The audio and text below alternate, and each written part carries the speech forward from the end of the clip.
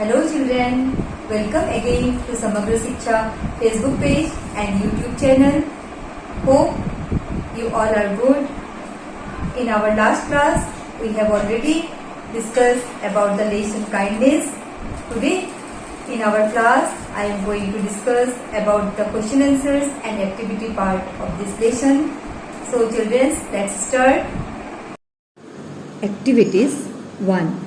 Answer these questions to check your understanding. A. When do the Kashmiri vendors travel to cities to sell their goods? Kashmiri vendor সকলে তেওঁলোকৰ বস্তুবোৰ বিক্ৰী কৰিবলৈ কেতিয়া আমাৰ চহৰলৈ আহিছিল? The answer to হ'ব when the rainy season comes to an end and winter is about to begin, the Kashmiri vendors travel to cities to sell their goods.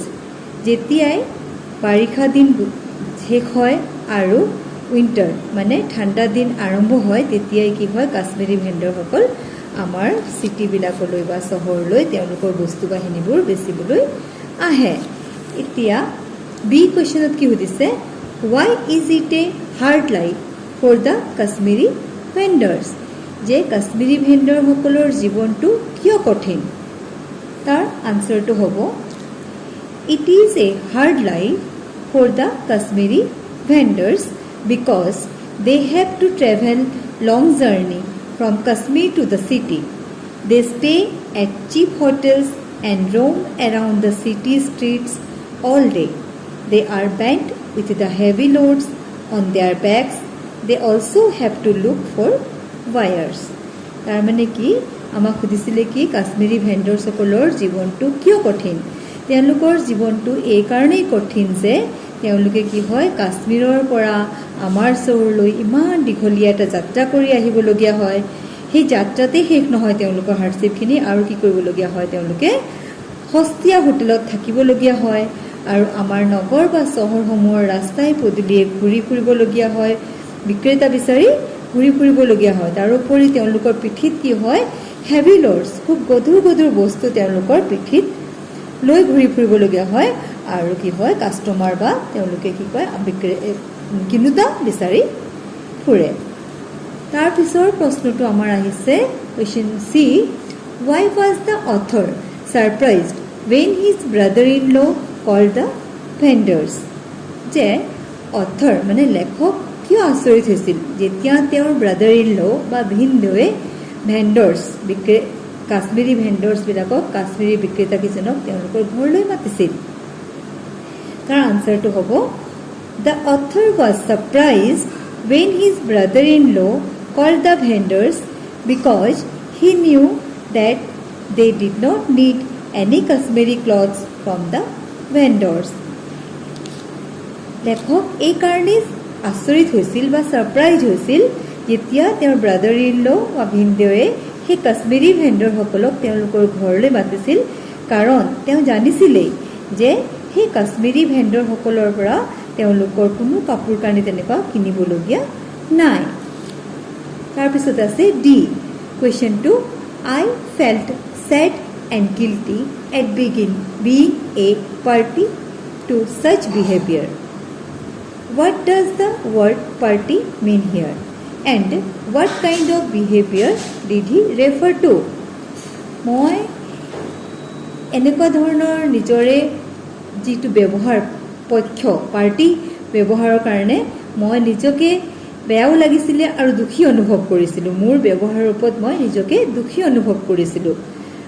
তাৰপিছত আছে what does the word party mean? এই যে আমাৰ এটা inverted কমাৰ ভিতৰত sentence এটা দিলে তাত যে শব্দ এটা আছে পাৰ্টি, সেই পাৰ্টি শব্দটোৰ মিনিংটো কি?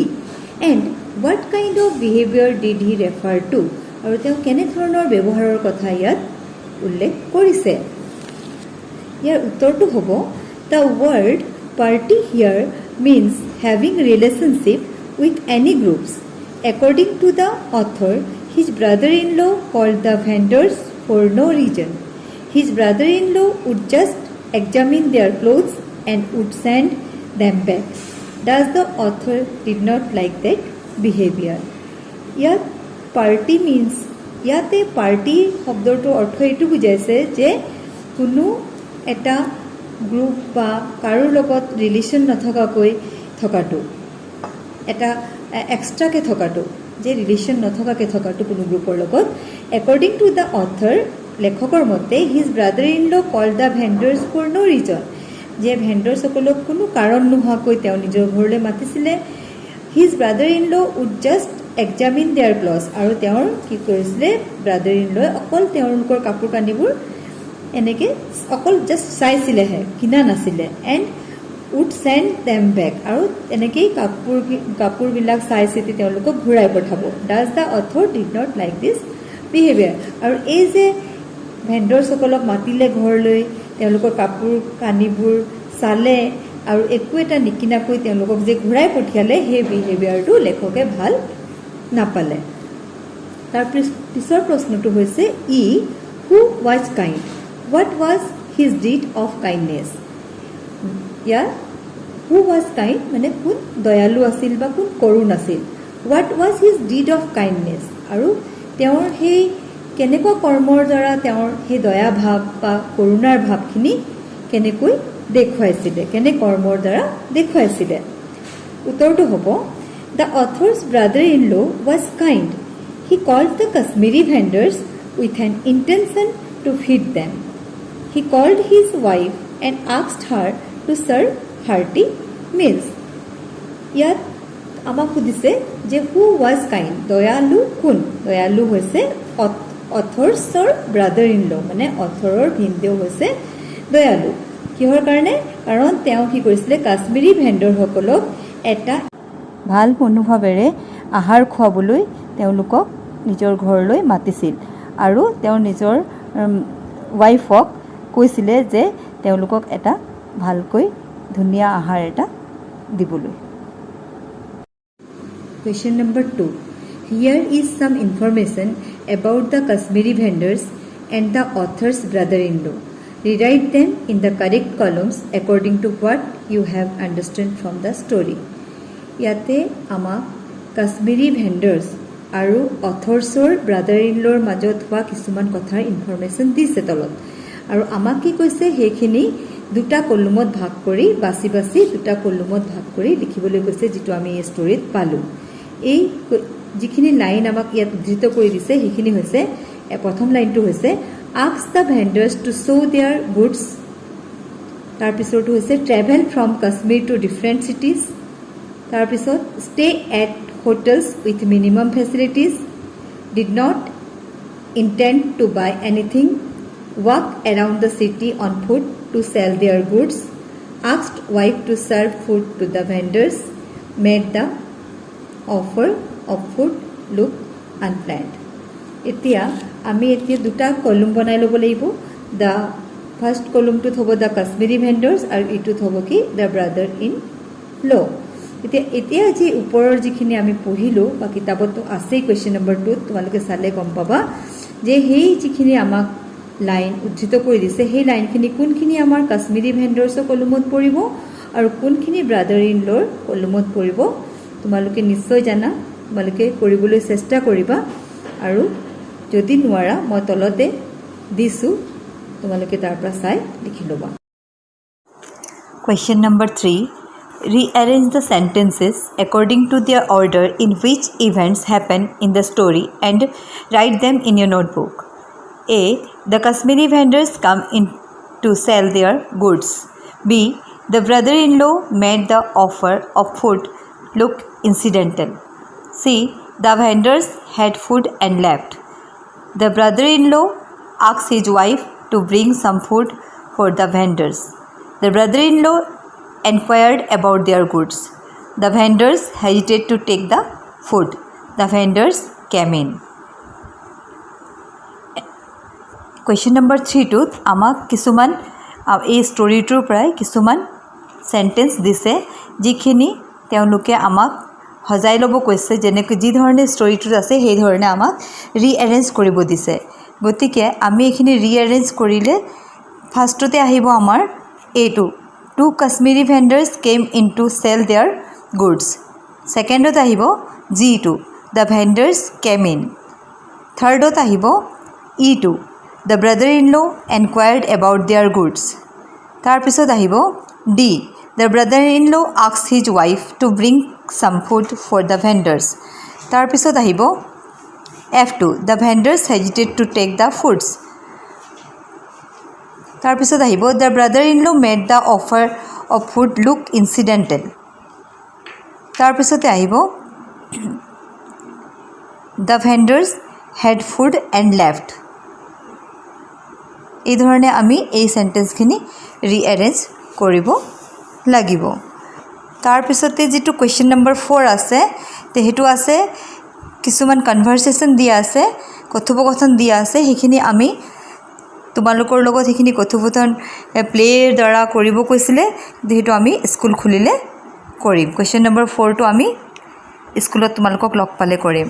তাৰপিছতে আছে কুৱেশ্যন নম্বৰ 5, সেইটো একচুৱেলি তোমালোকৰ লগতে কৰা এক্টিভিটি হয়, স্কুলত কৰিব পৰা। কুৱেশ্যন নম্বৰ 5টো আছে look at the pictures below' carefully then listen to your teachers read a travel guide for Assam. As you listen fill in the boxes under the pictures with correct words. After you finish, exchange your textbooks with a partner, then read the passage yourself and check if your friend has written the answer correctly. এইটো আমি স্কুলতে কৰা activity.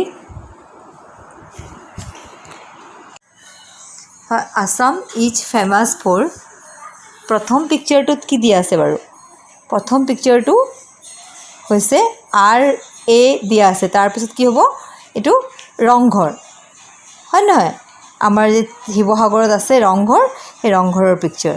ছেকেণ্ডটো হৈছে, second পিকচাৰটো চোৱা, second পিকচাৰটো কিহৰ হয় বাৰু? এইটো হৈছে KA দিয়া আছে। কি হ'ব বাৰু? কাৰেংঘৰ।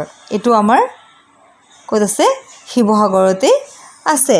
তাৰপিছৰ পিকচাৰটো, থাৰ্ড পিকচাৰটো চোৱা, থাৰ্ড পিকচাৰটো কিহৰ দিয়া আছে বাৰু? আমাৰ অসম কিহৰ বাবে বিখ্যাত বাৰু? চাহপাতৰ কাৰণে, হয় নহয়? গতিকে এইটো হৈছে টি দিয়া আছে, গতিকে এইটো টি গাৰ্ডেনৰ পিকচাৰ। ফ'ৰ্থটো হৈছে আকৌ আমাৰ অসম আৰু এটা বস্তুৰ কাৰণে ৱৰ্ল্ড ফেমাছ। সেই বস্তুটো সেইটো জন্তু কি হৈছে? আমি সকলোৱে জানো কি?